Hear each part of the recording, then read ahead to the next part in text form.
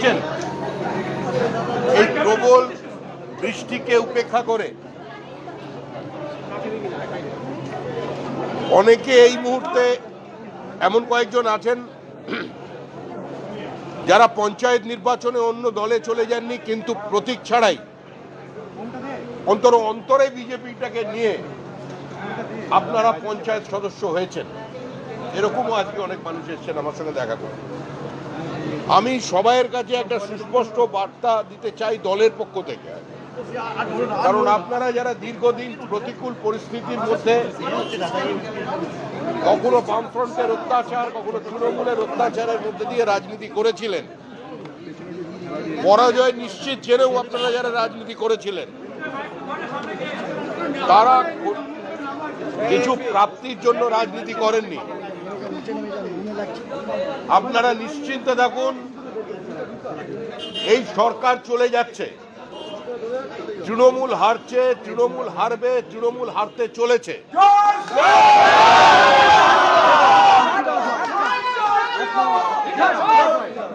আমাদের লড়াই পশ্চিমবঙ্গ যাতে পশ্চিম বাংলাদেশ না হয়ে যায় তার লড়াই।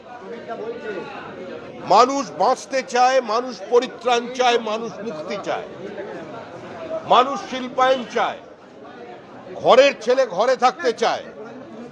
পশ্চিমবঙ্গ থেকে যে মেধার এক্সোডাস হচ্ছে, পশ্চিমবঙ্গ থেকে যে পুঁজি অন্য রাজ্যে চলে যাচ্ছে, আজকে বাংলার মানুষ সেটা বন্ধ করতে চায়। নতুন পুরনো বলে দলে কিছু নেই।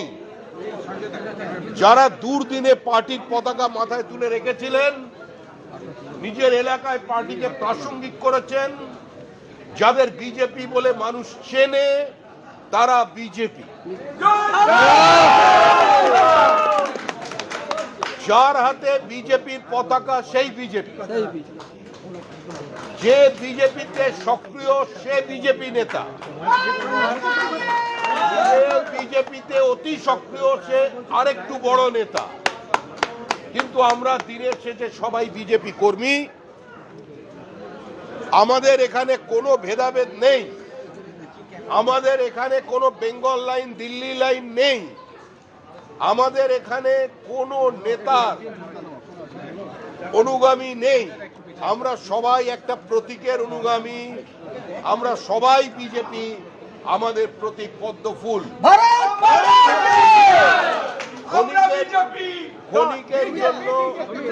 ক্ষণিকের জন্য কোথাও ভুল বোঝাবুঝি হতে পারে, ক্ষণিকের জন্য কোথাও দূরত্ব তৈরি হতে পারে, কিন্তু এর অর্থ এটা নয় যে সে দলের বাইরে চলে গেছেন। আগামী 15 দিনের মধ্যে সংঘবদ্ধ বিজেপিকে পশ্চিমবঙ্গের মানুষ দেখতে পাবে। কিন্তু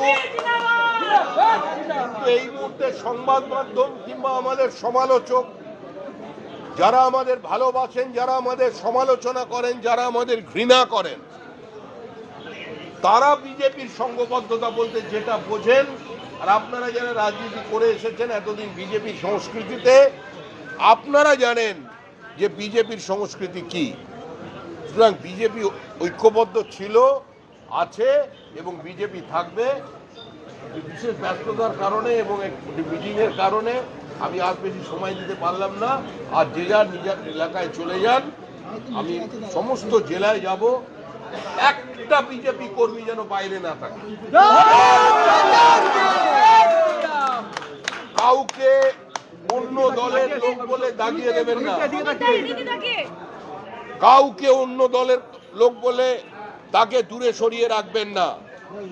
এই লড়াই পশ্চিমবঙ্গ বাঁচানোর লড়াই। এই লড়াইয়ে তৃণমূল কংগ্রেসের মধ্যেও যারা তৃণমূলের অমৃত রস পান করেনি, যারা চূড়ান্ত বিপরীত অবস্থায় থেকে মমতা বন্দ্যোপাধ্যায়ের প্রতীককে ঘাম রক্ত দিয়ে দেওয়ালে লিখে তৃণমূল কংগ্রেসকে প্রাসঙ্গিক করেছিলেন, সেই তৃণমূলের তৃণমূল স্তরের কর্মী যারা টিকিট কিনতে পারেননি, তাদেরও সঙ্গে নিন। যে বামপন্থীরা এখনো রাতের অন্ধকারে ওই জন রিডের দুনিয়া কাঁপানো 10 দিন বুকে চেপে ধরে বিপ্লব আসার অপেক্ষায় শিহরিত হন, তাদেরও সঙ্গে নিন। আগে পশ্চিমবঙ্গকে বাঁচান, আগে পশ্চিমবঙ্গকে রক্ষা করুন। এটা অস্তিত্ব রক্ষার সংকট। হিন্দু বাঙালিদের জন্য শেষ নির্বাচন। জাতীয়তাবাদী মুক্তমনস্ক প্রগতিশীল মুসলমানদের জন্য এই নির্বাচন শেষ নির্বাচন।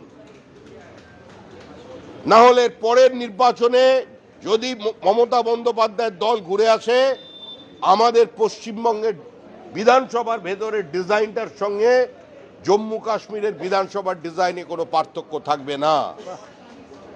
তাই এই লড়াই প্রত্যেকের লড়াই। এই লড়াই কোনো নেতার লড়াই নয়।